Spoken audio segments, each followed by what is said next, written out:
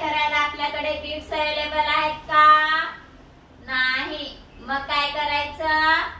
Add 5 चा formula use करायचा. Add 5 चा फॉर्म्युला काय आहे? ऍड 10 लेस 5 करूयात. ऍड 10 लेस 5 केले ऍड 5. नेक्स्ट आहे ऍड 6.